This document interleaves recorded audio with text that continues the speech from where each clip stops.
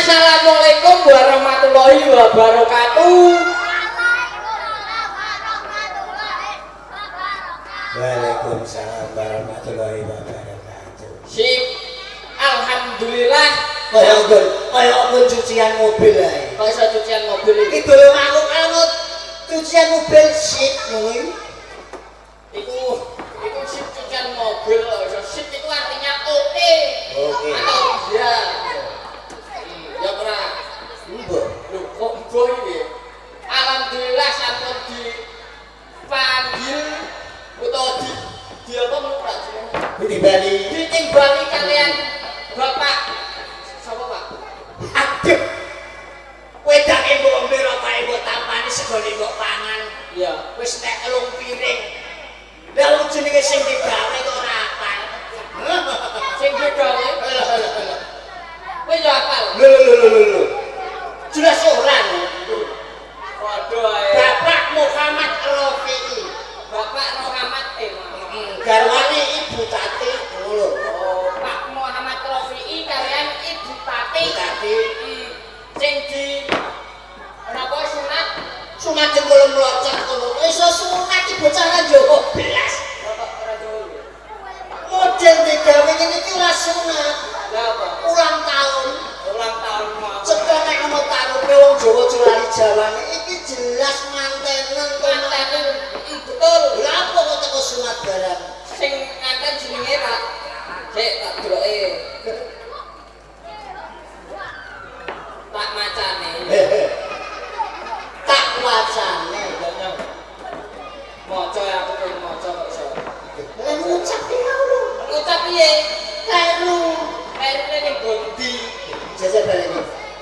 Kertas iki to. Ya. Lah iya tak macane. Tak wacane. Yo nyong. Ngucap kocok iki piye? Aku maca kok menjaluk iki. Oleh ngucap iki kleru. Nek piye?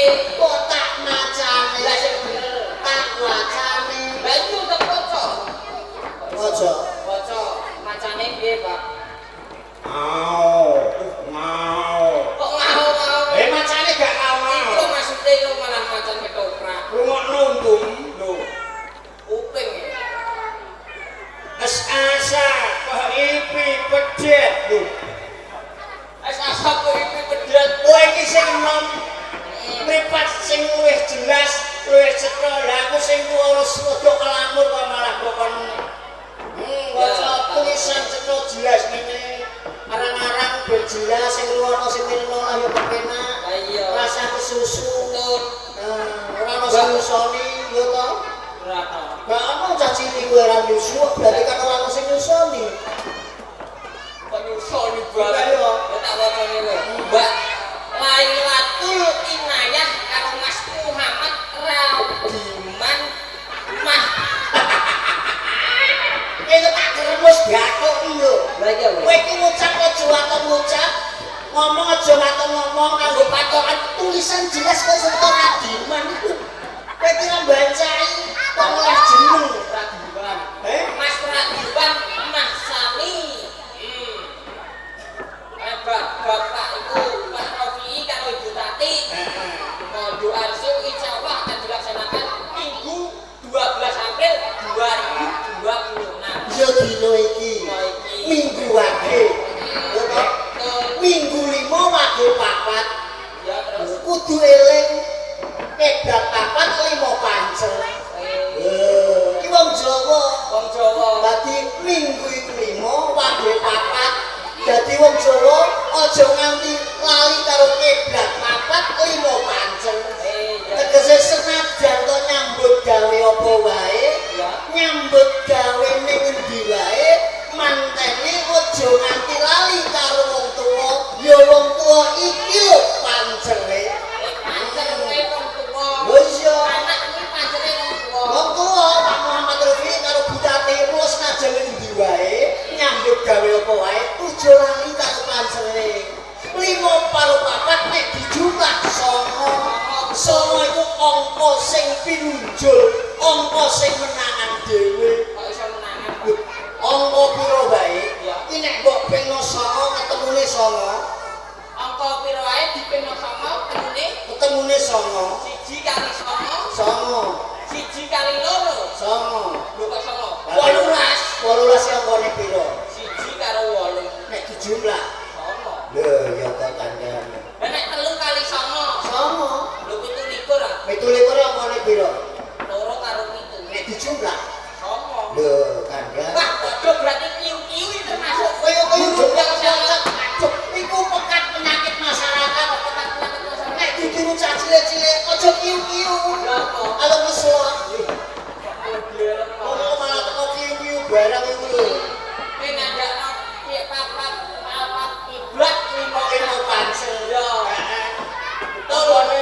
lima karo papat nek dijumlah saka. Saka iki apa sing pinunjul ing pangajap muga-muga mantene loro sampeyan dadi wong sing pinunjul iso dadi song agung ana ing desa. Badher Bang Sisik Kencana kene. Badher Bang Sisik Iki desa Jenggala iki. desa Jenggala iki. Badher Bang Sisik Kencana lakon bancak jodok bae. Dusune Badher nggih, Bu. Desane. Dusune Badher napa? Apa desa? Oh, desa. Desa Badher. Desa Badher, Kecamatan Jatirogo, Kabupaten Tuban. Ada pepatah mengatakan tak kenal maka tak sayang. Betul. Awak dhewe lagi pisan iki selang rene Iya. ing daleme Bapak Muhammad Rafi'i. Muhammad Rafi'i. Hiburane komplit, Komplit. mulai biduane Trimanggala Budaya ditambah mangono biduan bertombak lho. Oh, tujuan bertombak. Ketoke biduan iki bertombak mang. Tak iso bertombak. Ha iku mang apa? Sendok ana bangkole. Apa itu? Ketoke wedok duwe ayo kenalan karo warga kene. Kenalan. Lho sono. Tak kenal maka tak sayang. Mergo awak dhewe wong loro paling ora kenalan ya wong loro. Lho so. Gol tinuku. Oke lagu.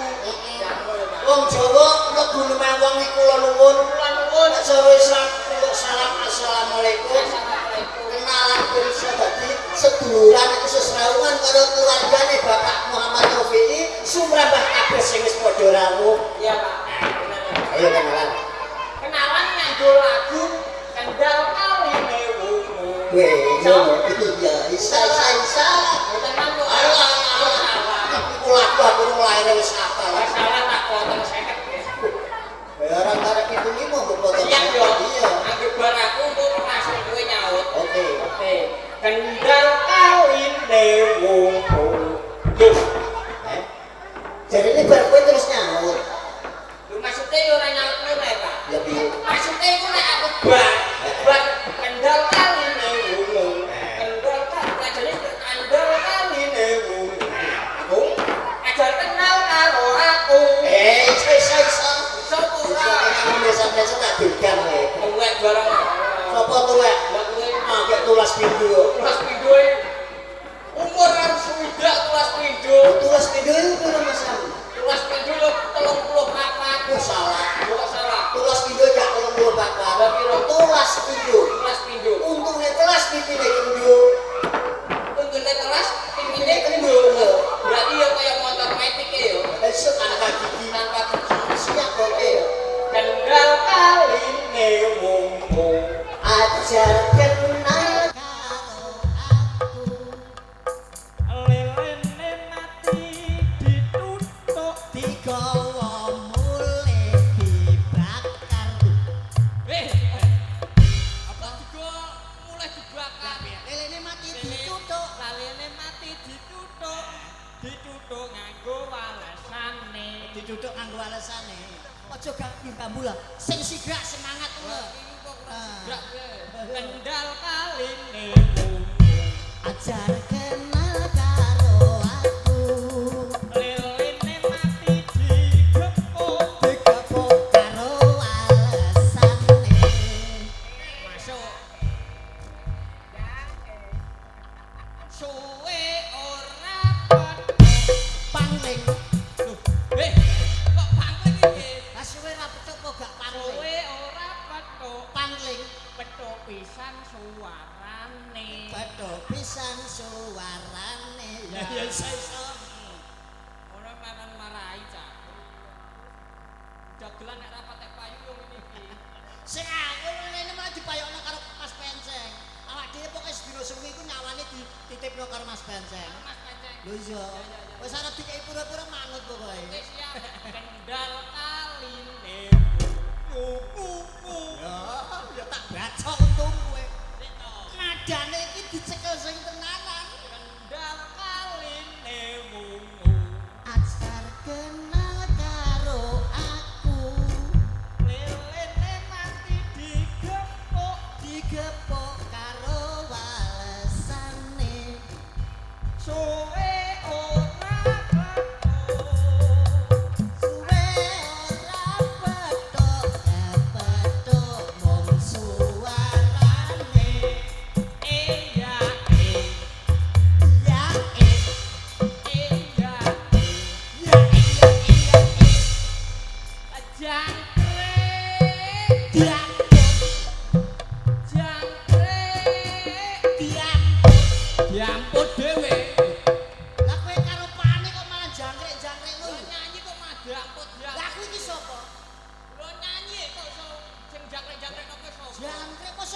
ngerti jangkrik-jangkrikno. Jangkrik Iki lagu met-met. oh ngono Pak Lek. Jangkrik genggong. Jangkrik genggong. Jangkrik genggong. Ya ngono kok pecicilan. Ayo ah. Ora kucicil ngene ora. Duwe 200 sing njunggung bathunge panik cah. Lah piye wong krae ning dhuwur panggung yo ora iso apa. Kudune kowe kira yo ngerti sapa aku sapa ingsun. Lho kowe yo ora ngerti kok picek kok piye. Kok iso. Makane melek yo ngerti. Maksudnya iki duduk selehe, kedudukannya aku ki sapa, kowe sapa? Lho kowe ngadeg ngene kok duduk. Tegese iku dalam hubungan keluarga, Iya. kowe kudu ngerti. Aku ki sapa, kowe sapa? Oh nek ning keluarga yo kowe pak aku anake ning dhuwur panggung kita beda met. Oh ngoten nggih Pak Lho Le. yo iya. Nih Yo iya, ayo cepet siap. kendal kaline. Ajar kenal karo aku. Lelene mati digepuk. Digepuk karo walesane. Suwe ora petuk. Suwe ora petuk. Kapatok mung suarane. Iya.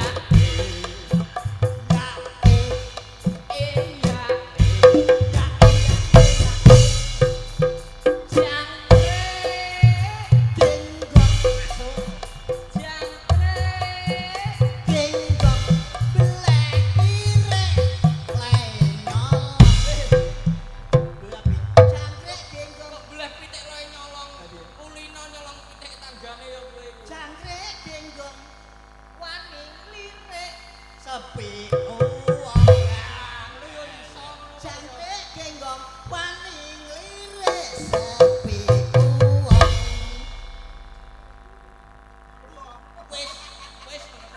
Halo. Ya Allah. Oleh kok nguasi. Lalu kok malah mumet iku. Lagu sing berbobot. Kowe lagi nitik asmane ae. Cetha nek bapak iki wonge islami banget. Saya daleme. Lho, daleme cedhak musala malah di musala. Iki cetha nak Bapak Rofi. Piyaine jelas iki islami banget. Islami Ah. berarti paling ora awak dhewe kudu iso sholawatan. Lah iso dongake liwat tembang selawatan. Sholawatan karo ndongakne Pak Rofi'i ya. Iso. Oke. Nane nano nane nano nane nano nane nano ale nano nane nano nane nane Sholatullah salamullah ala Tuhan Rasulullah Sholatullah salamullah ala Yasin Habibie. Gleng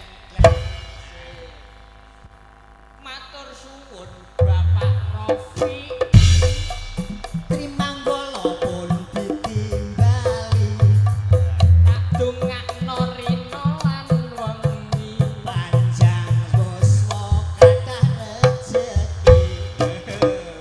apik tenan Cah kene aja brak iso ya bisa. Tembang Jawa itu paling gampang. tembang Jawa Mawa Purwakanthi. mawa Purwakanthi kudune pas patokane a a i i u u e e o o Lah, Iya. iya. iso neh Bisa. ana mantene ya tak dongakno Uga enggal pinaringan putra. mugi diparingi panjang yuswa Ampun kathah-kathah namung kalih dosa. kok diparingi putra ampun kathah-kathah kalih dosa Sampir lho. kalih dosa 20 kaken Kondo anak sapa? 5 kowe ora becus ngrumat iku anak 20 Kalih dosa iki gak 20. lho kalih dosa Kalih dosa 20 iki nek kanggo jas sekolah. Lho kuwi nek kalih dosa kanggo dagelan kalih mawon supados boten rekoso. Kalih dosa kalih mawon supados boten rekoso. Tak kira Melu program Brayat Rinancang utawa kabeh. kabeh Iya, sing tegese kabeh keluarga bercelana. keluarga berencana. Lah mbok rencanakno tirik-tirik ning nek ora celananan apa gak plentan-plentung wae. Ora iso. Meteng yo. Iya. Kowe tak takoni iso? Takoni apa? Iki rambut basane apa? Iki rambut basane rikmo. Aja diingu dawa-dawa. Mengkone dawa dienggo sarang gumo. Cocok ora? Oh, tibane Oh. Ayo. Dadi nek dawa-dawa dienggo sarang umo. Iki gulu basane apa?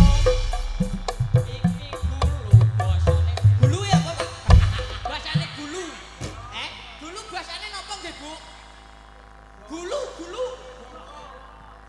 Kowe mang rak wis Joko. kowe mang rak wis tak kandhani pirang-pirang jam Ora gulu. Kowe malah men jinggel HP terus. Basane gulu. Iki lho. Basane gulu tok met-met. Masa gak isi-isi Kok isi-isine piye? Ayo. Iso iya aku. Iki gulu basane apa? Iki gulu basane jombo. Esuk-esuk nggo mulu sego. Gulu botol mengko mesti bongo. Dadalah. Nek ra percaya mengko jajal. Aku engko ben bapak liya. Sik. Anu. Mbok mape mbok dol. Yo payu piye? Wong kono lho ngebon. Alah ning kono Wis 50. kono kono. Ning kono mok 50. Carane no. Carane piye? Ben iso gumedhi. Piye? Mbok anu sak kompose gen gumedhi gen payu larang. Omonganmu ora ndelah. Iki weteng basane apa? Iki weteng basane padaran. Esuk-esuk wis njaluk sarapan. Iya. Wis nanggenah kok iso iya lho. Lho wis ora cetha blas iku. Alhamdulillah puji syukur nggih Gus Pundi. Request kepiling kunjuk kali ibu ingkang Oje. Mas penceng dekakno kene wong dhewe iki nang kene prop apa iki? Prop motore penceng jan rene. Sing biduan bertumbak nang lho ndi? Barang rokok. Piye kae piye kowe? Janji piye? Ya. Pas. Loh. Wah. Halo nggih siap. Ketoke kabar gembira. Oh nggih siap. Ana telek pun. Leres. Niki kula nembe menten Badir wonten dalemipun Bu Tatik kalih Pak Sapiki nggih. Leres. Oh nggih. Robi. Ala njuk Pak Robi. Iya Pak Robi. Pokoke lu iki. Alah pokoke anggere iya aku iku. Saya tak apali Bu Tatik kok iki kok. Aku kan gak ngerti. Nggih leres niki teng Badir alah lori terminal Sitik iki lho nggih. Oh, tanggal 13. Nggih. Kosong. Butuh berapa orang? Oh, 2 orang. Nah, kosong apa orang? Ah kecocok. Kosong. Kebeneran kosong. Tanggal 13. Kosong. Siap niki ready. Wong loro kosong nggih bensin budal. Siap. Nggih langsung besok langsung tak numpak pesawat iki. Bedong aku. Nggih. Pesawat paling pesawat untung mabur. Hah? Pesawat terbang. Pesawat telepon lho. Nggih. Waalaikumsalam. Wong nek kon numpak telepon iki Melu tanggal 13 Prei. Sesuk Prei budal gelem angkat iki lho, Pak. gelem mergawe. Roh kowe sing kene pabrik ku nyapo? Omongan loro aku. Wong loro. Aku melu. Melok. Pak ane melok, kowe melok tenan. Budali wong loro ae ya. Aku gak usah melok lah. Gak usah melok lah aku. Budali wong loro. Mbok sawani tok. Iya, wis Pak. Roh sing bel iki mang sapa? Kontraktor apa sapa? Ora kontraktor. Dudu. Bos pabrik. Sapa sing ngomong bos pabrik? Bengkel motor Honda. Dudu. Anu koncone Pak Muhammad Rofi, aku dikon pabrik gula nang gone Jombang. Dudu ora. Lha sapa? Iki iki sing ngebel mang malaikat Israel. Dadi kira-kira nek kowe awakmu budal wong loro, budal aku tak sesuk tanggapanku isih akeh sakale. Nggo keman. Ketoke nek aku budal urung pantes. Lah kenapa? Koweane lho. Sapa? Aku ora iso mati. Bapak kok iki lho. Jenenge apa ki omong-omong Pak? Aku ora iso mati. Jenenge menungso jarane Mbah Mudin cedak mulut musola. Kulun nafsi dari kau maut. Wong sing kegunungan napas mesti bakal mati. Lah kowe kok ngomong ora iso mati? Lah wong KTP ku seumur hidup. Berarti aku gak iso mati. Berarti awakmu ora iso mati. Iso mati. Nyoro aku. Andian. Nyoro aku. Lah kok iso? Nek nyawa digantungno KTP sing nyoro aku. KTP itu berlaku tanggal 13 April 2026. Ndak aku sesuk ora ono. Ki 12 April lho. Sesuk 13. Ora usah susah. Nek masalah mati yo aku oleh karo kowe Pak Kemet, yo kowe Mas Udin. Yo pokoke aku nek mati glendang kok kene yo 40 dina 7 dina bancai. Lu jelas iku.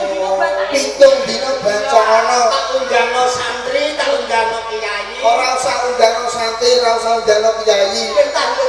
Undangno wong mendem-mendem ae ya. Ana rumangsanem 40 dina aku yo melu banca ana. Heeh. Rasa kuwatir tak boleh-bolehno. Boleh napa? Kirek. Napa wong mati? Lah bolehno wedhus. 100 dina ora sampe bancai.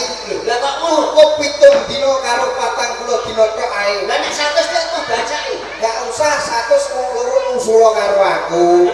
Lah aku nek ora kok mati nek rombongan. nek kono aku ndakul karo sapa padha. Kemana, Dik? Jan iki kula ngonangi wong duwe gawe jek jumlah tanggapan mulai saka Lamongan, Bojonegoro, Tuban, Rembang, Pati ngantos dugi Purwodadi. Saking panjenenganipun Mbak Tatik durung ono tak kandhani aku. Pokoke lain daripada Sok blondong banyu apa ngono kae? sok blogok banyu kendi. Ora dirasa eman. Apa pokoke biak biuk Ora gue man. ora gue man blas. Aku mlebu mek Butatik Pak tuwamu ra karo-karoan. Kamu kok nganjuk kon Jombang Kediri Tulungagung kumplek blek ning kene. Sedulure akeh kancane pirang-pirang. Aku mang mlebu omah nguri gumun ra karo-karoan aku. Wong kene wis sekali sebateno aku rene iki dawa wis ping 6 mbok 7. Wis api lho. Wis nganti apal nganti prajurit apa iki. Aja nyilek atiku kowe malah. Deg-deg aku. Ora poso Bu ra dhuwit poso nggih Mas aku. Bareng ngono aku mlebu ning omahe Mangguri. Omah tengahe Butatik Bu, jenenge panjenenganipun Butatik kali Bapak Rofi. Buah niku tumpuk-tumpuk ra karo-karoan Mas. Alhamdulillah. Nek ngono omah tengah iku ana gula, ana mie, ana rokok tumpuk-tumpuk ra karo-karoan. Syukur Dik, syukur. Iku lagi omah tengah urung sing omah Guri. Omah guri. Omah Guri ku ana beras, ana kopi, berambang bawang godang tumpuk-tumpuk ra karo-karoan. Syukur jajane yo akeh. Kowe obrol-buane yo entuk akeh. Cetak gumune ora omah tengah, ora omah Guri. Lah nek gumuni. Aku mlebu kamar mandine ning kene Butatik ngono. Yo gombal tumpuk-tumpuk ra karo-karoan. Kowe kok cerigis gerak Perkara urung ana, apa iku tak ilah-ilane tambak karo wong batir iku aja nganti mbah-mbah nang duwe gawe. tradisi sing wis lumahku. Kandhang Mungkin iku. biyen dugeme ngantek saiki. Iku ya aku ngene iki gerdaku delok kula nang isin. Teko apa? Iku mek lecet. Isin aku. Kalau iki mau, Dik, sunane yo iku lakone iki mang sunan. Sunan. Ben ngantek tutup, duwe iki mang duwe sunan Napa iku? diaturke pepele. Oh, pepele. Kesanipun menika ngeling-eling siji eling karo pangeran, nomor loro eling karo keluarga, ingkang nomor telu eling karo anak bojo. Sing Mbak Inayah karo Mas sapa mau? Mas Divan. Wis dadi suami istri yo saling ingat mengingatkan. Ngapunten saking Mas Divan jenengan ampun erek-erek karo siluman gunggu nggih. Perkara menika merawasi. Mas Divan bisa bahasa Jawa apa ndak? Bisa. Jenengan ampun erek-erek karo mana ya? Ya karo garwane kok. Sumpah kula niku ketempusan kok bojone kan meteng denane. Bareng ana krama jabang kaya Tak USK terus ngaleh ora dadi bayi. Terus dadi apa? Dadi magicom dadi men. Malah enak. Pepilih dikei ya. Nah, pepilih dikei lakone panuwun saking Mbah Bayan. Ya. Iki panjenengan Mbah Bayan kagungan kersa.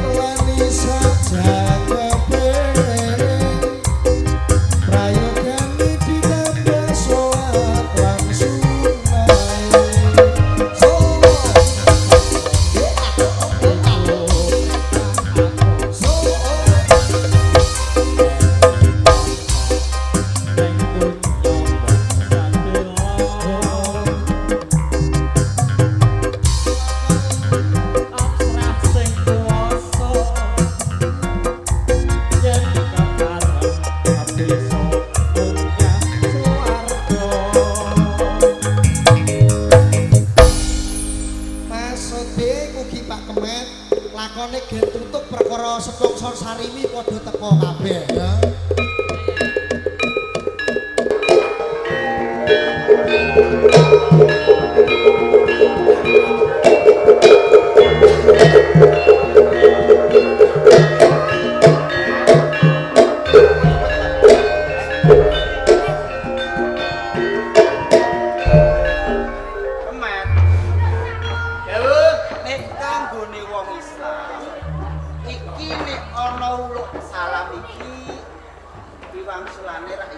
Wajib, jelas. Kok aku lho salam kok ora mbok wangsul.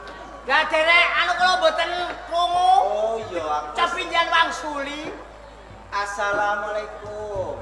Wajib.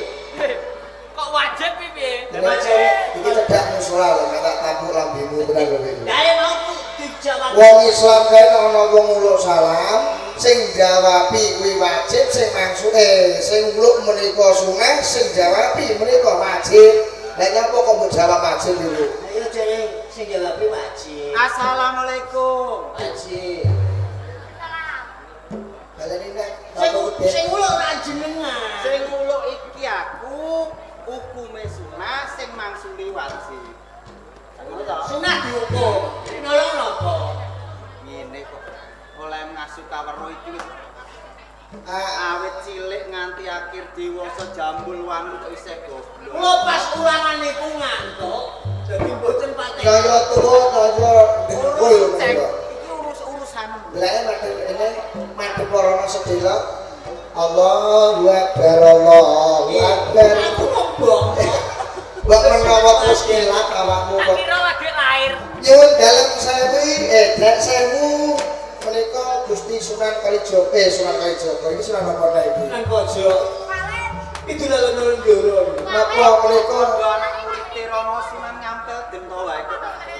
nggih rumah kula ndang iku tunggal-tunggale ning ngepan iku Mbah Umle. Kowe kok gandang kowe. Tunggal-tunggale Mbah Umle. Padakno. Jeng Sunan dos pundi? Sakjroné sliramu gawe langan suka kudu eling lan waspada. Jalaran iki jamane jaman wis tuwa. Nganti aku ganggu gawe nggonmu gawe langan suka. Sak tenane aku bakal kondo bloko lan kowe kabeh. Monggo menawi badhe paring dawuh dhumateng adik penceng kula dalanan kula. Cek, Sudik. Wonten katimbalan dawuh. kowe saiki kok saya bagus. Saya berkuah ngene iki. Nek kira kira lem bagus Mas Dipan. Ngene iki sono karepe. Mesti njuk mbok 50 kowe lho. Ya aku anggere udarane bagus mesti ngono kok. Nek menunggo sore ana bakso telung mangkok. Karep ora ya ngono to, Le. Awakmu kepengin bakso. Iya. Telung mangkok. Iya. Oh, malah awakmu pengen bakso telung mangkok. iya. Ngono kok mbok pikir aku. Ayo tak pikir wong kene iki yo aku bonceng kowe. Lah wong bakso turut-turut pinggir dalan pirang-pirang kaya apa? Pinggir dalan mangano. Bakul. Mangano. Aku kan golek gratis. Dengan bakul. Wong larat ya apa? Cekane iki dina aku nampa dawuh Kanjeng Rama Sunan Ampel. Supaya aku ninggalake kasunanan Ampel. Kepara aku kudu siar agama Islam ana ing bumi tanah Jawa. Brangwetan ning sadurunge aku siar agama Islam. Aku kudu nindakake poso. Ning posone iki ora kaya lumrahing kabeh wong agama Islam. Lajeng kan badhe pun tindakan poso menapa Jeng Sunan? Katlah poso ngalong. Poso ngalong sing tanpa kinanten busana ana ing sak dhuwure weteng. Wih, bahaya niku. Bahaya niki manggon. Lah nek sing ngertos tiyang tuwa-tuwa mboten napa-napa. Lah nek sing ngertos niku bocah cilik-cilik. Ya mulo kanthi kuwi ya. Lah dikira sawu.